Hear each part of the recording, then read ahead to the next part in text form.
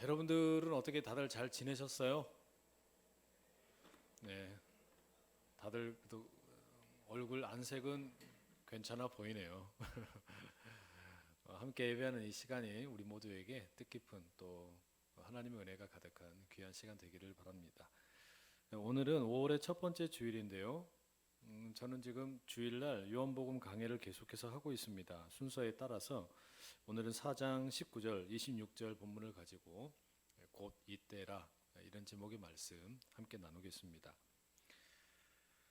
이게 이제 앞에 있는 내용을 여러분들이 이제 알 수는 없겠지만 지난 시간의 내용은 여러분 혹시 필요하시면 영상을 좀 보시면 좋겠고요. 예수님과 사마리아 여인이 우물가에서 이렇게 만나게 되었습니다.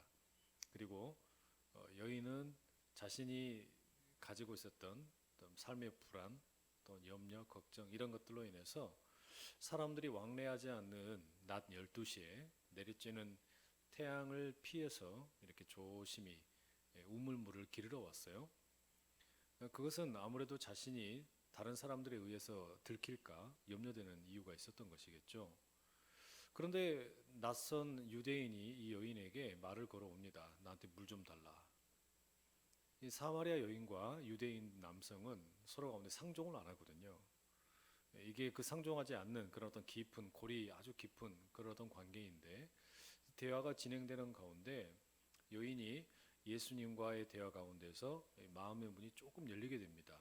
그리고 뭐라고 이야기를 하냐면 예수님께서 너의 남편을 데리고 와라 이렇게 이야기했을 때 나에게는 남편이 없습니다 라고 답변을 하죠. 여러분 1세기 당시에 남편이 없다라는 이야기는 그 여인에게 있어서 보호자가 없다는 이야기고요. 삶에 뭐라 그럴까요? 아주 애환이 많다는 것이죠. 사람들로부터 무시당하기 쉽고 사람 구실하면서 살기가 쉽지 않다. 그런 어떤 모든 것이 응축된 표현이라고 말할 수 있습니다. 이 남편이 없다라는 짧은 그 말 한마디에는 여인의 과거의 상처, 아픔, 또 말 못할 여러 가지 고민들이 다 들어있는 것이죠. 예수님께서 이 여인의 그 아픔과 또 그걸 담아낸 그 고백을 들으신 다음에 그걸 있는 그대로 이렇게 긍정을 해주십니다. 이거 받아주세요. 그리고서 내가 너를 안다. 너의 아픔을 내가 공감한다. 이렇게 대응을 해주시죠. 그랬더니 여인이 낯선 예수님에 대해서 이제는 호칭이 바뀌게 됩니다. 그게 19절 말씀인데요. 여자가 이르되 주여 내가 보니 선지자로소이다. 예수님께서는 이제 선지자로 여인에 의해서 불리우게 됩니다. 전에는 그냥 낯선 사람으로 여인이 경계를 했는데 이제는 예수님을 가리켜 선지자라고 불러요. 선지자라는 것은 구약 시대에 기름 부음을 받는 세 부류 중에 하나죠. 하나님으로부터 보냄받은 사람이라는 뜻입니다. 그런데 이 선지자라는 말 앞에 어떤 분들은 정관사 더가 붙어 있다 이렇게 이야기하는 분들이 있어요. 그러니까 그냥 선지자가 아니라 그 선지자, 바로 그 선지자라고 이야기하는 분들이 있어요. 그러니까 아마도 이 사마리아 여인이 예수님을 세례 요한처럼 생각했던 것 같다 이렇게 이야기하는 분들도 있거든요. 근데 꼭 그렇지 않더라도 일반적인 의미에서 선지자라고 하면 하나님의 뜻을 백성들에게 알려주는 위로자이기도 하고 때로는 또 경고하는 그런 일도 맡는단 말이죠. 때문에 지금 이 여인은 예수님에 대해서 상당히 바뀌었습니다. 대하는 태도가 바뀐 거예요. 낯선 인물로 경계하던 예수님이 아니라 하나님으로부터 보냄받은 예수님 이렇게 이제 인식을 바뀌게 된 겁니다. 여러분 이런 변화의 모습이 우리가 요한복음을 읽어보면 1장의 나다나엘이라는 사람에게서도 찾아볼 수가 있어요. 처음에 이 나다나엘이라는 사람에게 빌립이 예수님을 소개합니다. 내가 메시아를 만났다. 근데 그 메시아는 알고 보니까 나사렛에 살고 있는 예수님이다. 이렇게 소개를 했더니 나다나엘이 뭐라 그랬냐면 아니 어떻게 나사렛에서 선한 것이 날 수 있느냐 이렇게 하면서 무시를 했죠. 그러다가 예수님을 이제 나다나엘이 직접 만나게 됩니다. 예수님과 대화를 하게 돼요. 그 이야기를 나누다 보니까 어때요? 깜짝 놀라는 거죠. 그리고 나서 나다나엘 역시 예수님에 대한 호칭이 바뀌죠. 랍비여 당신은 하나님의 아들이시요 당신은 이스라엘의 하나님이시로다. 이와 마찬가지로 지금 이 사마리아 여인도 예수님에 대한 고백이 달라지고 있는 겁니다. 예수님에 대해서 무언가 기대감을 갖게 되었어요. 선지자라고 불렀잖아요. 그리고 난 다음에 이 여인이 중요한 것은 무언가 예수님이 선지자로서 특별한 분이다라고 느껴지니까 예수님에게 뭔가를 묻습니다. 자기의 궁금증을 예수님에게 이제는 털어놓는 거예요. 그게 20절 말씀입니다. 우리 조상들은 이 산에서 예배하였는데 당신들의 말은 예배할 곳이 예루살렘에 있다 하더이다. 여러분, 예수님께 여인이 묻는 게 뭐예요? 예배에 대한 질문입니다. 예배에 대해서 물어보는 거예요. 여러분, 이거 자체로 상당한 의미가 있다고 느껴지지 않으세요? 하나님으로부터 보냄을 받은 특별한 사람, 선지자를 만났는데 이 여인은 그 선지자에게 유대인과 사마리아인들 사이에 이 정치적인 갈등을 어떻게 해결할 수 있냐고, 내가 어떻게 해야 경제적으로 부유해질 수 있냐고, 내가 어떻게 해야 이제 더 이상 남자들에게 속지 않고 좋은 남자 만날 수 있냐고, 내가 만약에 자녀가 있다면 자녀 교육은 어떻게 시켜야 하냐고, 성공적인 인생을 사는 방법은 뭐냐고, 뭐 이런 것을 전혀 묻질 않습니다. 이 여인에게 가장 깊은 관심은 예배에 있었어요. 자기 자신이 비록 남편도 없고 바로 그 이유 때문에 사람들로부터 무시당하고 그런 이유 때문에 사람들이 왕래하지 않는 뜨거운 대낮에 물 기르러 오는 수준이 되었지만, 그러나 이 여인은 인생의 말로 닿을 수 없는 고난에도 불구하고 예배에 대한 목마름이 있었던 겁니다. 하나님 앞에 나아가서 간절하게 예배하는 것을 너무나 사모했어요. 그렇기 때문에 우연히 우물가에서 만난 예수님, 아직 예수님이 어떤 분인지 100%는 모르지만 그 선지자처럼 보이는 예수님에게 예배에 대해서 묻고 있는 겁니다. 만약에 여러분이 사마리아 여인이라면 어떻게 하시겠어요? 만약에 여러분이 사마리아 여인이라면 여러분은 예수님에게 무엇을 물어보시겠습니까? 무엇을 질문하겠냐는 말이에요. 내가 어떻게 해야 대학을 졸업한 후에 취직을 잘할 수 있는지, 내가 어떻게 해야 이번에 공채 시험에 합격할 수 있는지, 내가 어떻게 해야 이 사업장을 새롭게 맡아서 꾸려가면서 성공할 수 있을지, 내가 어떻게 해야 좋은 남자, 좋은 여자를 만날 수 있을지, 내가 어떻게 해야 내가 원하는 정치적인 이상을 실현할 수 있을지, 어떻게 해야 우리 민족이 통일될 수 있을까, 내가 어떻게 해야 투병 중인 우리 부모님 고칠 수 있을지. 여러분, 이런 무겁고 필요한 질문들이 얼마나 많이 있겠습니까? 그런데 무엇보다 여러분, 우리가 사마리아 여인에게서 배우는 게 뭐냐면 우리 인생 가운데 가장 중요한 시급하고도 갈급한 질문이 있다면 그 예배라는 거예요. 예배만큼이나 중요한 것은 없다는 겁니다. 왜 그럴까요? 성도에게 있어서 예배는 진정한 하늘의 복을 누리는 열쇠이기 때문입니다. 그럼 여러분, 이 사마리아 여인이 예수님에게 예배에 대해서 묻고 있는데 도대체 예배에 무엇을 묻고 있는 걸까요? 뭐가 궁금한 겁니까? 앞서 읽어드렸던 20절 제가 다시 읽어드릴게요. 우리 조상들은 이 산에서 예배하였는데 당신들의 말은 예배할 곳이 예루살렘에 있다 하더이다. 뭡니까? 장소죠. 예배를 드릴 합당한 장소가 어디인지를 묻고 있습니다. 여인의 말을 가만히 보세요. 우리 조상들, 여인이 말하는 조상이라는 것은 사마리아인들을 말하는 겁니다. 사마리아 사람들은 그 자손들에게 가르치기를 이 산에서 예배하라 라고 가르쳤다는 거예요. 이 산이 어디냐면 신명기의 11장, 27장에 에발산과 함께 언급이 되는 그리심이라는 산입니다. 여러분, 이게 모세가 신명기에서 이야기할 때 에발산은 저주를 선포하는 산이고 그리심산은 축복을 선포하는 산이거든요. 그러니까 진짜로 예배를 해야 되는 곳은 그리심산이다. 이 그리심산이라는 장소가 가장 합당한 예배의 장소다. 이렇게 이제 사마리아 사람들은 그렇게 예배드렸고 그렇게 가르쳤다는 이야기입니다. 그러니 예루살렘 사람들이 알고 있는 예루살렘이라는 장소의 특별함과는 완전히 다른 이야기죠. 사실 여러분, 이런 이 그리심산이냐 예루살렘이냐라는 갈등은 역사적인 어떤 깊은 또 사건과도 관련이 있습니다. 유대인들과 사마리아인들 사이에는 정말 높은 장벽이 있었어요. 이게 뭐 해결되지 않는 그런 깊은 장벽인데, 말하자면 뭐 우리나라와 일본과의 갈등이라고도 할 수 있는 그만큼 어떤 그 앙숙과 같은 그런 관계였거든요. 사실 이 어떤 시초는 그 거슬러 올라가 보면 이 이스라엘이라는 한 나라 통일 왕국이 솔로몬 이후에 이제 자녀 르호보암 시대에 르호보암이 남유다에 다스리는 임금이 되고 여로보암이라는 사람이 이제 북이스라엘을 다스리면서 왕국이 분열돼 버리죠.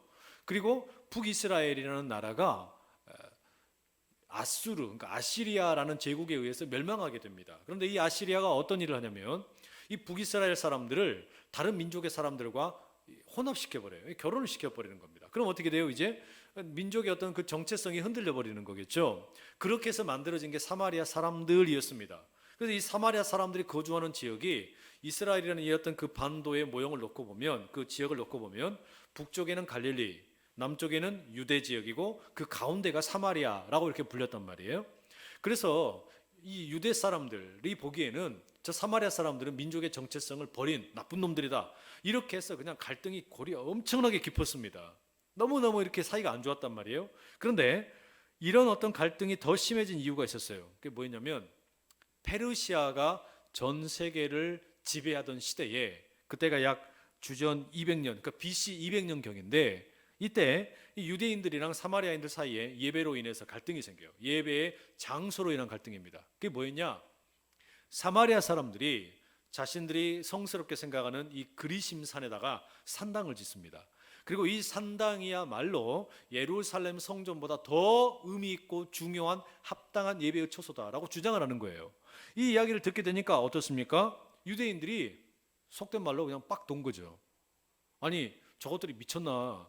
예루살렘이야말로 하나님께서 예배하라고 허락하신 가장 좋은 장소인데 어떻게 그리심산을 뭐 예배의 자리라고 주장할 수 있나? 화가 난 거예요. 그렇게 해서 이게 다툼이 심해지다가 결국에 주전 128년, 그러니까 BC 128년에 유대 군대가 이 사마리아 땅으로 쳐들어갑니다. 그리고서는 그리심산에 올라가 가지고 그 산당을 다 깨부셔버려요. 그러니까 어때요, 여러분? 이런 역사적 배경에서 읽어놓고 보면 사마리아 여인이 예배에 합당한 장소가 그리심산입니까? 예루살렘입니까? 묻는 것은 상당한 어떤 그 깊이가 있는 거죠. 역사적인 사건도 관련이 있고 갈등이 있는 겁니다. 우리가 배우기로는 예배에 합당한 자리가 그리심산이라고 그랬는데 왜 유대인들은 예루살렘 성전이라고 말합니까? 또 당신들은 왜 그리심 이 산당을 다 파괴해 버렸습니까? 이런 걸 묻는 거예요. 여러분, 이걸 비유해 보자면 지금은 우리 민족이 남한과 북한 이렇게 분열이 되어 있잖아요. 뭐 그렇게 분열된 역사가 70년이 넘어버렸지만, 그러나 언젠가는 뭐 그게 가까운 미래일지 조금 더 시간이 걸릴지는 알 수 없지만 통일이 되어야 되지 않겠어요? 통일이 되어야 될 겁니다. 그러면 여러분, 우리가 통일이 되었다라고 할 때 물리적으로 통일이 되었다 하더라도 더 중요한 건요, 사실은 정신적인 통일이잖아요. 이 마음의 통일이잖아요. 그 가운데 아마 참 어려운 것들이 많이 있을 겁니다. 아마 어떤 역사에 대한 인식, 그러니까 역사에 대한 해석도 꽤나 충돌이 많이 있을 거예요. 이를테면 이 1950년 한국 전쟁이 어떻게 일어났나라고 할 때 북한 사람들은 오랫동안 세뇌를 받아왔기 때문에 뭐라고 이해를 하겠어요? 남한이 미군과 함께 북침을 해서 전쟁이 일어났다, 이렇게 얘기한단 말이에요. 그럼 우리는 이제 어떻게 배웠습니까? 당연히 북한이 남침을 해서 전쟁이 일어났다, 이렇게 한단 말이에요. 그러면 이런 역사적인 어떤 사건에 대해서 서로 갈등이 생기고 이게 내가 맞냐 네가 맞냐 이런 어떤 다툼이 상당히 있을 수밖에 없을 겁니다. 바로 그런 어떤 맥락의 사마리아 여인의 질문도 뭐 비슷한 맥락입니다. 그런데 이것을 조금 더 직접적인 사례로 예를 들어드리면, 최근에 여러분 우리가 왜 예배를 이렇게 현장에서 못 드렸습니까? 이 코로나19 바이러스 때문이잖아요. 그래서 사회적인 거리 두기를 하고, 그래서 우리가 뭐 함께 이렇게 예배 드리는 게 어려워졌죠. 그러면서 교회들마다 한국 교회 안에 이 예배에 대한 논쟁이 많이 생겼습니다. 그게 뭐였냐면, 사회적 거리 두기를 하면서 우리는 온라인으로 예배를 드리는 게 맞다라고 주장하는 교회도 있고, 또 어떤 교회들은 적은 숫자이지만 현장에서 예배를 드려야 그게 진짜 주일 성수다, 이렇게 주장하는 교회도 있었어요. 또 가운데에서 뭐 그거 가지고 그렇게 싸우냐, 온라인이랑 현장 예배랑 병행해라, 그럼 되지 않겠냐, 이렇게 이야기하는 분들도 있었단 말이에요. 그러니까 이런 그 예배 때문에, 우리가 예배를 드리는 장소가 어디여야 하느냐라는 것 때문에 싸웠단 말이에요. 마치 사마리아 여인의 이 질문과 비슷하지 않습니까? 우리가 예배해야 하는 곳이 그리심산이냐 예루살렘이냐 묻는 것처럼 한국 성도들이 교회가 온라인에서 예배를 드려야 되냐, 현장에서 예배를 드려야 되냐, 이거 가지고 꽤나 많이 싸웠어요. 그런데 이게 고난주간을 보내고 부활절을 보내면서 이런 갈등이 더 심해졌습니다.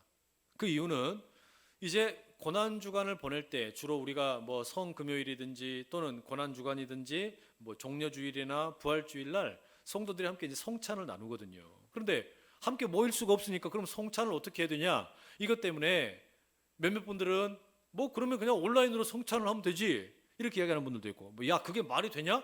이렇게 하면서 또 성찬에 합당한 방법이 뭐냐, 이거 가지고 논쟁이 꽤나 많이 있었어요. 이런 거를 패러디하는 그런 그림들도 많이 등장을 했는데요. 그 중에 제가 몇 개 그림 한번 소개해 드릴게요. 보십시오. 여러분, 이 상황을 보면 어린 아이에게 유아 세례를 주려고 하는 장면인데요. 유아 세례를 주는데 지금 사회적 거리두기를 하면서 어떻게 하는 겁니까? 물총으로 세례 주는 거예요. 기가 막힐 노릇이죠. 어떻게 아이디어가 쌈박합니까? 두 번째 사진 한번 보십시오. 넥스트 선데이, 성찬을 하겠다는 이야기인데요. 성찬은 어떻게 하냐면 목사님은 떡을 던지면 받아 먹으세요 혹 하면 여러분 어떻게 하는 거예요? 어미새가 주는 그 음식을 먹는 이 새끼 새들처럼 뇽뇽뇽뇽뇽 이렇게 받아 먹어라 이거예요. 이 그런 어떤 그 희화화된 그런 어떤 모습이죠. 마지막 세 번째 보십시오. 여러분 이거 어디서 많이 보는 거 비슷하지 않습니까? 최후의 만찬입니다. 그런데 이 최후의 만찬이 벌어지고 있는 장면이, 여러분 이게 우리가 지금 요즘 많이 쓰는 줌이라는 프로그램이죠. 학교에서 선생님과 학생들이 온라인 수업을 하기 위해서 활용하는 그런 어떤 애플리케이션이잖아요. 근데 이게 최후의 만찬으로 한다면 아마 이렇게 쓸 것이다 라는 거예요. 그래서 예수님 혼자 현장에 계시고 나머지 다른 제자들은 다 자기 집에 갔어요. 그리고 그냥 온라인으로 접속을 해가지고 들어와가지고 성찬을 하는 겁니다. 근데 제가 보기에 저 마지막 사진에 예수님 얼굴이 가만히 보면 되게 슬퍼 보여요. 여러분 핵심이 뭡니까? 사실 사마리아 여인이 예수님에게 합당한 예배의 장소를 묻는 것은요, 대단히 중요한 질문입니다. 또 우리가 코로나 바이러스로 인해서 온라인에서 예배를 드릴 거냐, 현장에서 예배를 드릴 거냐, 이것으로 인해서 우리가 논의하는 것도 꼭 필요한 일입니다. 온라인으로 성찬을 할 수 있느냐 없느냐라는 것도 역시 마찬가지죠. 중요한 일입니다. 다 중요해요. 그런데 여러분 여기서 우리가 예배 장소가 어디가 합당한 것인지, 어떻게 예배 드리는 게 바람직한 방법인지, 이런 어떤 많은 논의들 가운데 무언가가 빠져 있다라는 느낌을 지울 수가 없어요. 뭔가가 빠져 있다. 장소가 어디가 바람직한 장소냐, 어떻게 하는 게 가장 좋은 방법이냐, 이런 논의들을 하고 있는 가운데 무언가가 빠져 있는 거예요. 그게 뭘까요? 도대체 뭐가 빠져 있는 걸까요? 사마리아 여인의 질문에 대해서 예수님이 주시는 답변을 한번 보십시오. 21절인데요. 예수께서 이르시되 여자여 내 말을 믿으라. 이 산에서도 말고 예루살렘에서도 말고 너희가 아버지께 예배할 때가 이르리라. 여인이 예수님에게 던진 질문, 내가 예배를 드리고 싶은데 예배를 그리심산에서 드려야 됩니까? 아니면 예루살렘에서 드려야 됩니까? 이 지금 장소에 대한 물음을 했잖아요. 이건 여러분 뭡니까? 현재 일어나고 있는 일에 기반을 둔 겁니다. 그죠? 현재 벌어진 일, 현실에 기반을 두고 던진 질문이에요. 그런데 21절을 보면 예수님께서 지금 답변하신 이 내용을 보니까 뭐라고 되어 있냐면, 여인이 가지고 있는 현재 갈등, 현재 문제, 이것을 미래의 것으로 바꿔버리십니다. 뭐라고 말씀하셨어요? 너희가 아버지께 예배할 때가 이를 것이다. 그럼 여러분, 때가 이를 것이다, 이건 사실은 여러분 생뚱맞는 대답입니다. 여인이 묻는 것은 장소였잖아요. 현재 내가 예배를 드리고 싶은데 그리심산이 맞아요? 예루살렘이 맞아요? 이렇게 물어봤는데 예수님은 장소에 대한 답변을 하지는 않으시고 하나님에게 우리가 예배할 때가 이를 것이다. 뭡니까? 미래에 언제 이르게 된다는 이야기죠. 미래에 대한 이야기를 하시는 거예요. 그러면 여러분 무슨 일이 생기는 거냐면, 이 미래의 때가 되면 여인이 질문한 그리심산과 예루살렘이라는 장소의 문제는 더 이상 아무 의미가 없어진다는 겁니다. 왜냐? 예수님 말씀하시기를 이 산에서도 말고 예루살렘에서도 말고 라고 말씀하세요. 두 장소 모두 다 합당한 예배의 장소가 아니다라는 겁니다. 결국 예수님의 이 답변을 가만히 보면 여인은 현재에 일어난 문제 이걸 가지고 질문을 했는데 예수님은 이걸 미래의 사건으로 미래의 일로 바꿔버리세요. 그래서 예배의 장소라는 것이 미래의 어떤 때가 될 때는 아무런 의미가 없을 것이다 라고 말씀하십니다. 그리고 정말 중요한 말씀이 덧붙여지는데 뭐라고 말씀하시냐면 그 때가 이를 때 너희가 아버지께 예배할 때가 이른다 이렇게 말씀하세요. 여기 보면 여러분 여인의 질문에서는 등장하지 않았던 것이 하나 나옵니다. 그게 뭐죠? 아버지라는 단어예요. 여인은 내가 어디에서 예배해야 됩니까? 예배의 장소, 그리심산이냐 예루살렘이냐 이것에 모든 관심이 있었단 말이에요.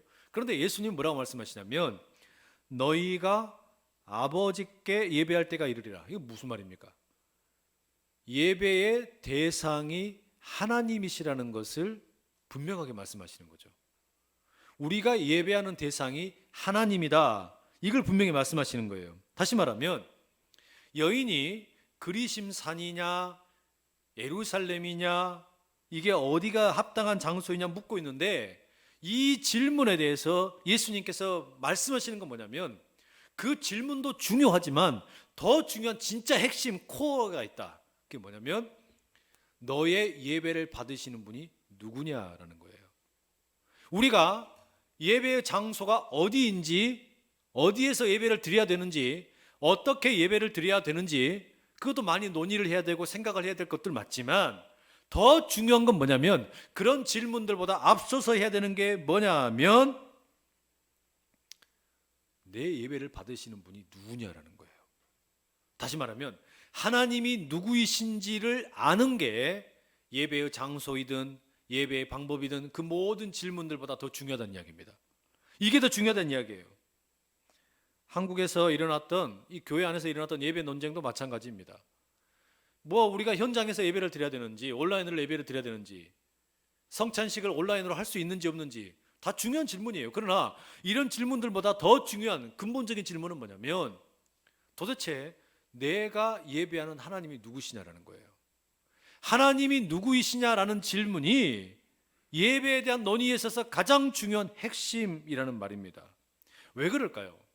왜냐하면 하나님이 누구이신지를 잊어버리게 되면 그 하나님이 누구이신지를 기억하지 못한 상황에서 예배의 장소, 예배의 방법 이런 걸 논의하게 되면 무슨 일이 생길까요? 예배가 나의 편리함과 나의 안전과 나의 만족의 문제로 변해버리기 때문입니다. 예배라는 것이 나에게 주도권이 있는 것처럼 느껴진단 말이에요. 예배? 내가 원하는 대로 드리면 되지. 내가 드리고 싶으면 드리는 거고 드리기 싫으면 안 드리는 거지. 이렇게 생각하기 쉽다는 이야기예요. 그러나 천만의 말씀이에요. 여러분 우리가 예배에 대해서 가르칠 때 예배에 대해서 배울 때 가장 먼저 뭐라고 말하냐면 예배의 시작도 예배의 끝도 하나님께 있다고 이야기를 해요. 우리가 여러분 함께 모여서 예배를 드릴 때 이 자리에서 우리가 여러분 예배를 문을 여는 걸 뭐라고 말하냐면 예배의 부름이라고 말합니다. 뭐 영어에서는 보통 call to worship이라고 말하죠. 예배로 부른다. 누가 부르는 거냐면요. 제가 부르는 게 아니에요. 목사님이 부르는 게 아니에요. 하나님이 우리를 부르셔서 우리가 이 자리에 나왔다고 우리가 고백한단 말이에요. 그게 예배의 부름이에요. 그 말은 예배의 주도권이라는 것이 사람에게 있는 게 아니라는 이야기입니다. 다시 말하면 내가 편한 대로 예배 드리는 게 아니라는 이야기예요. 나의 만족이 예배를 결정하는 게 아니라는 이야기예요. 아 오늘은 영 찬양팀이 찬양이 영 그냥 싱숭생숭하다 별로다. 그게 예배를 결정하는 게 아니라는 이야기예요. 오늘 설교는 보니까 영 그냥 밍밍하네 별로다. 그게 예배를 결정하는 게 아니라는 이야기예요. 내 예배의 근본적인 뿌리는 하나님에게 있다는 이야기예요. 하나님이 누구이신지를 아는 게 그렇기 때문에 중요합니다. 하나님이 누구이신지를 아는 것, 그게 우리의 예배를 바로 세우는 가장 중요한 기초가 된다는 이야기입니다. 만약에 하나님 앞에 우리가 진짜로 선다고 생각을 해보세요. 하나님의 임재 의식 앞에 바로 서 있다면 여러분 그때 무슨 일이 생길까요? 우리 아무 말도 못할 겁니다. 모든 다툼이라는 게 다 사라져 버리지 않겠어요? 논쟁이라는 게 다 사라져 버리지 않겠습니까? 그런 의미에서 여러분 23절 봐보세요. 아버지께 참되게 예배하는 자들은 영과 진리로 예배할 때가 오노니 곧 이때라. 아버지께서는 자기에게 이렇게 예배하는 자들을 찾으시느니라. 우리 예수님 말씀은 너무나 알쏭달쏭합니다. 여인은 분명히 어디에서 예배해야 되냐고 장소를 물었는데 시간에 대해서 말씀하세요. 그 시간도 현재가 아니라 미래의 시간이래요. 하나님께 예배할 때가 올 거라는 겁니다. 그런데 이어지는 23절 방금 읽은 말씀이 뭐라 그럽니까?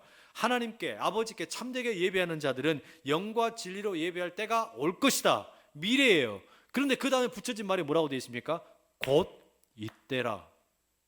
아니 분명히 미래라고 말씀을 해놓으시고서는 곧 이때라, 지금이라는 거예요. 아니 이러면 뭐 어쩌라는 겁니까? 그 미래가 지금 당장 다가왔다는 말이죠. 찾아왔다는 이야기예요. 여러분 이건 뭐냐? 우리의 평범한 시간이 특별한 시간으로 변화되는 걸 말하는 겁니다. 이걸 예를 들면 여러분 쉽게 말씀드리면 이런 거예요. 저희 집에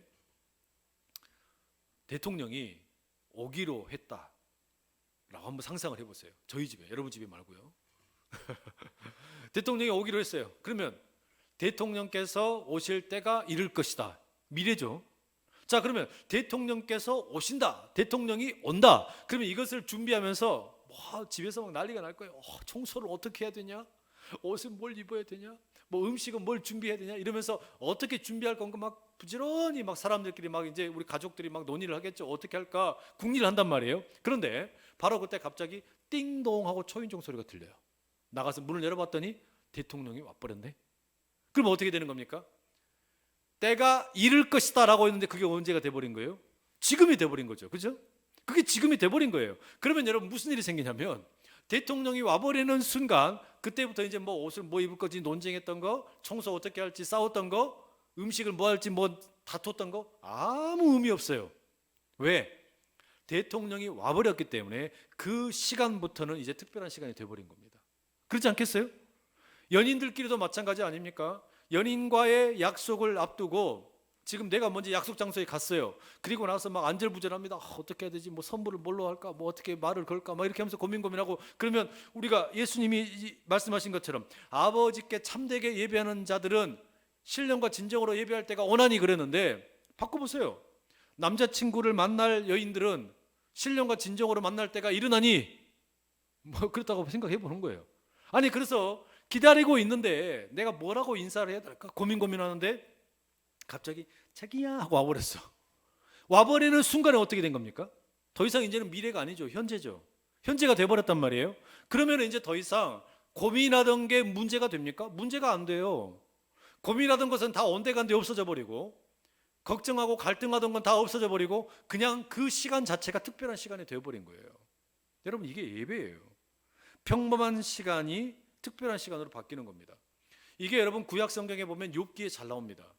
욥기라는 책에 보면 이 욥이라는 사람이 동방의 의인으로 칭송을 받던 인물이었습니다. 그런데 이 욥이라는 인물이 어떻습니까? 재산을 다 잃어버리고요. 자녀들이 다 죽습니다. 아내도 자기를 저주하고 떠나버렸어요. 그리고 자기 몸도 너무 막 그 병에 걸려가지고 힘겨운 시간을 보내게 됐습니다. 그러자 이 친구들이 찾아와가지고 뭐라 그래요? 욥아, 네가 이렇게 지금 재난을 만난 것은 네가 죄를 지었기 때문이다. 너 회개해라. 돌이켜야 된다. 이렇게 이야기한단 말이죠.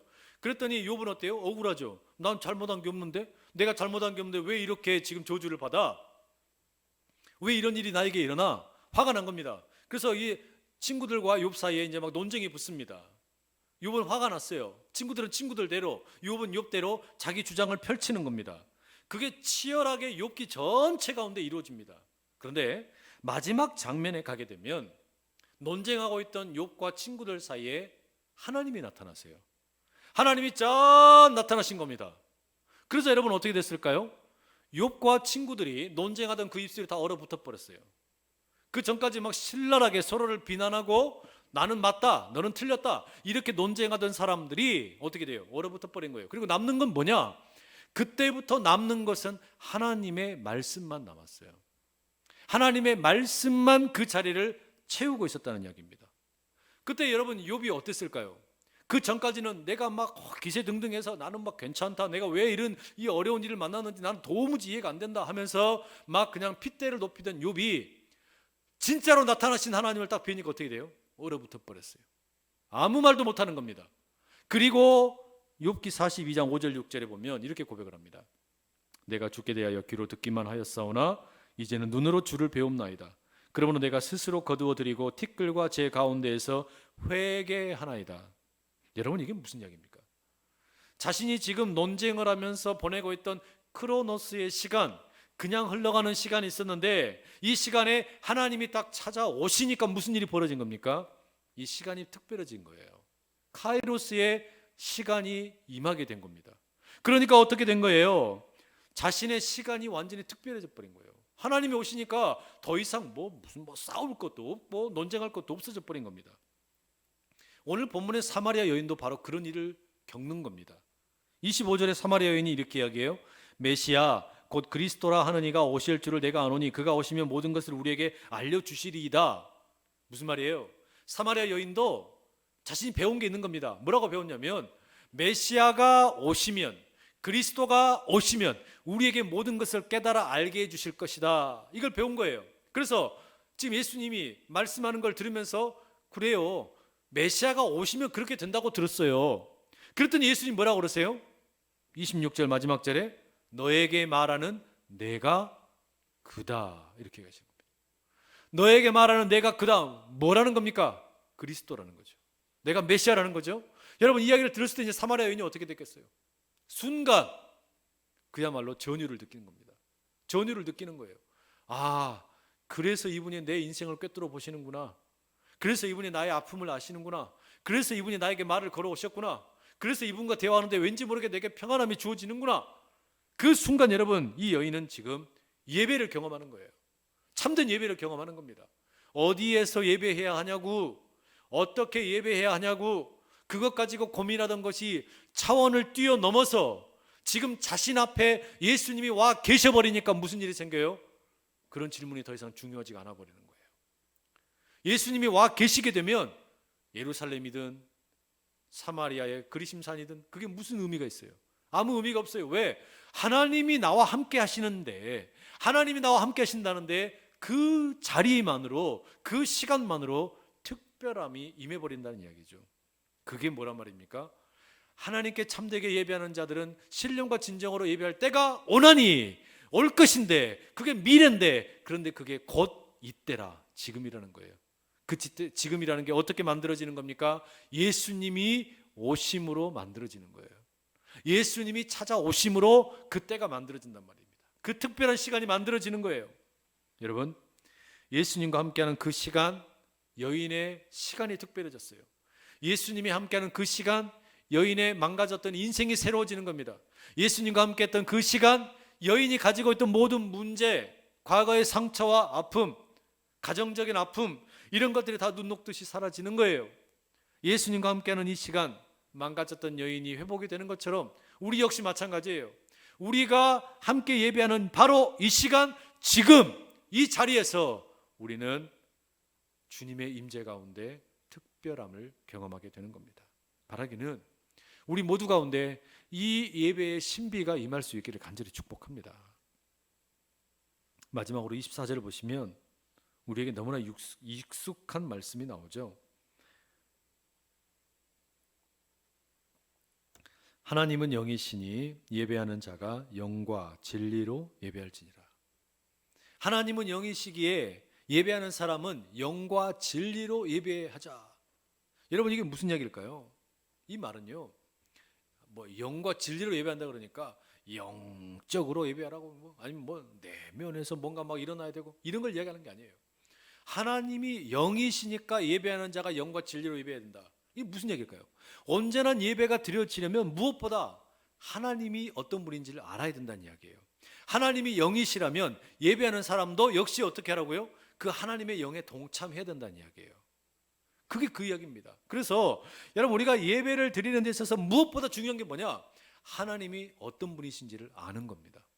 하나님이 도대체 누구인지, 내가 지금 이 한 시간, 이 구별된 장소에서 예배를 올려드리고 있는 이 하나님이 나의 예배를 받으시는 분이 도대체 누구인지를 아는 것, 성경 속에 계시된 하나님을 아는 것, 이것이 여러분 우리의 예배를 참으로 성공적으로 이끄는 지름길이라는 말입니다. 하나님은 영이시니 예배하는 자가 영과 진리로 예배한다. 그래서 여러분 우리가 이 말씀을 보면서 중요한 과제를 발견하게 돼요. 하나님의 성품을 바르게 이해하는 겁니다. 하나님이 어떤 분이신지를 깨닫는 거예요. 그때에 비로소 우리가 예배를 드릴 수 있기 때문입니다. 진정한 예배를 드릴 수 있기 때문이란 말이죠. 여러분, 우리 청년들도 여름이 되면 선교를 많이 떠났잖아요. 네팔로도 가고 동남아로도 가고 이리저리 우리가 함께 선교를 떠납니다. 그런데 여러분, 우리가 선교를 가는 궁극적인 이유가 뭘까요? 우리가 선교를 왜 갑니까? 왜 우리가 복음을 전하고 하나님을 전하고 예수님을 전합니까? 왜 성령님을 저들에게 말씀을 나눕니까? 여러분, 선교의 궁극적인 목적은 함께 예배하기 위함입니다. 우리가 선교하는 목적은 그들 가르치려는 게 아니고요. 우리가 선교하러 가서 결국 원하는 건 뭐냐? 그들과 우리가 함께 예배하는 거예요. 이사야 43장 21절에 보면 이 백성은 내가 나를 위하여 지었나니 나의 찬송을 부르게 하려 함이라. 유명한 말씀이죠. 나의 찬송을 부르게 합니다. 나를 예배하게 하겠다 말씀하시는 거예요. 바로 우리는 그 이유 때문에 선교를 갑니다. 그게 선교의 목적입니다. 그럼 여러분, 우리가 가정을 이루고 자녀들을 키우고 부모가 된다라는 게 뭘까요? 그건 역시 여러분 온 세대가 가족이 함께 예배를 드리는 겁니다. 우리 인생에서 가장 중요한 거, 내가 만약에 이제 결혼을 하고 자녀를 키우게 된다면 내가 자녀에게 물려줄 수 있는 가장 좋은 선물이 뭘까? 다른 거 없어요. 예배를 함께 드리는 겁니다. 하나님을 영화롭게 예배하는 거예요. 이것보다 더 귀한 게 없다는 말이에요. 왜? 그걸 빼놓은 채 재산을 많이 물려준들, 다른 무언가를 물려준들, 하나님을 영화롭게 하는 것이, 하나님을 예배하는 것이 인생의 진정한 참된 목적인데 이것을 잊어버린다면 그 인생은 헛된 것이나 마찬가지이기 때문입니다. 우리 사랑하는 여러분, 온라인으로 예배한 지난 몇 주간 여러분의 예배는 안녕하셨습니까? 온라인으로 예배 드린 지난 몇 주간 여러분의 가족들의 예배는 안녕하셨습니까? 저는 5월 한 달 우리가 이렇게 가정을 생각하는 가정의 달을 보내면서 우리가 그런 사명을 명확히 깨달았으면 좋겠어요. 특히 청년의 세대에 전도사의 말씀처럼 너는 청년의 때에 나는 아무런 낙이 없다고, 나는 아무런 즐거움이 없다고 말하기 전에 너의 창조주를 기억하라. 창조주를 기억하라. 하나님을 기억하고 하나님을 알아가고 그 하나님을 예배하는 은혜가 우리 청년 여러분들 가운데 가득하시기를 축복합니다. 왜냐하면요, 청년의 때에 예배를 그렇게 온전히 드리고 하나님을 찾고 하나님을 알아가기를 힘써하던 이들도 결혼하면 쉽지 않습니다. 자녀가 생기면 쉽지가 않아요. 청년의 때에는 말씀을 가까이 하고 하나님 앞에 헌신하고 자신의 삶을 들여서 예배드리는 게 최고의 인생의 목적인 것으로 생각하고 살았는데 결혼하는 순간 허물어져 버리는 경우가 많아요. 그렇기 때문에 여러분, 우리가 청년의 세대에 하나님께 예배를 열정적으로 최선을 향해서 예배를 드린다라는 것은 일종의 닻을 내리는 것과 비슷합니다. 여러분, 우리가 배가 닻을 내려놓으면 어떻게 됩니까? 바람이 불어서 흔들려도 있어야 할 자리가 어디인지를 아는 거예요. 내가 있어야 할 자리가 어디인지 알아요. 내 젊은 시절에 나의 창조주를 기억하고 있는 거, 나의 구원자를 기억하고 있는 거, 결혼하고 또 자녀를 키우게 되고 사회생활에 바빠지고 이렇게 하면서 풍랑을 타고 이리저리 흔들릴 수 있어요. 그런데 내 청년의 시절에 하나님을 기억하고 하나님을 예배하는 것이 뿌리가 내려진 인생은 나갔다가 다시 돌아올 수 있어요. 이때로 다시 돌아온단 말이에요. 회귀 본능이 있어요. 그렇기 때문에 여러분, 우리가 하나님을 알아간다라는 것은, 그리고 하나님을 예배한다라는 것은 너무나 귀한 일입니다. 하나님이 임재하시는 그 한 시간 영과 진리로 예배함으로 욥과 친구들이 모든 논쟁을 그치고 감격했던 것처럼 사마리아 여인이 사람들의 낯이 두려워서 뜨거운 태양빛을 이기며 우물물을 기르러 왔다가 예수님을 만나서 새로운 인생을 살게 되는 것처럼 우리의 평범한 시간이 주님이 함께 하시는 이 시간 가운데 새로워지고 아름다운 예배의 역사 가운데 함께 할 수 있기를 간절히 축복합니다. 신학자 칼바르트라는 분이 기도문을 이런 글을 남겼어요. 당신은 우리에게 필요한 것이 무엇인지, 당신의 연약한 교회와 가련하고 혼란스러운 세계를 위해 가장 도움이 되는 것이 무엇인지 우리보다 훨씬 잘 알고 계십니다. 당신은 우리가 구하고 생각하는 것을 훨씬 뛰어넘어 우리를 도우실 수 있습니다. 그러한 당신 앞에 이 기도를 내어놓을 수 있음에 감사합니다. 우리는 당신의 손 안에 있습니다. 당신의 판단 아래 엎드리며 당신의 은총을 찬미합니다. 여러분 정말로 그러지 않습니까? 우리가 예배에 대해서 무엇이 바른지, 어떤 것이 더 좋은지, 어떻게 하는 게 더 편의가 있을지 생각하고 논의할 건 너무너무 많습니다. 그러나 결코 잊지 말아야 할 한 가지, 우리 안에 있는 예배에 대한 열망, 내가 예배 드리는 분이 누구이신지 그걸 아는 거예요. 저와 여러분은 하나님의 손 안에 있는 존재이고 우리는 그런 하나님을 예배한다는 사실 말입니다. 그 하나님 앞에 참으로 예배하는 우리 모두 다 될 수 있기를 간절히 소원합니다. 기도하겠습니다. 사랑하는 주님, 우리의 예배를 주님께 올려드립니다. 하나님의 성품을 바로 알아 예수 그리스도 안에서 우리의 시간이 새롭게 되는 예배를 드리기 원합니다. 주님과 함께하는 시간을 통해 우리의 과거의 상처도 아픔도 실패도 염려도 새롭게 다듬어지게 하여 주시고 오직 주님의 사랑에 매여 새 힘을 얻는 이 시간이 되게 하여 주옵소서. 바로 지금 바로 이곳에서 우리 주님만을 영화롭게 예배하기 원하며 거룩하신 예수 그리스도의 이름으로 기도드립니다. 아멘.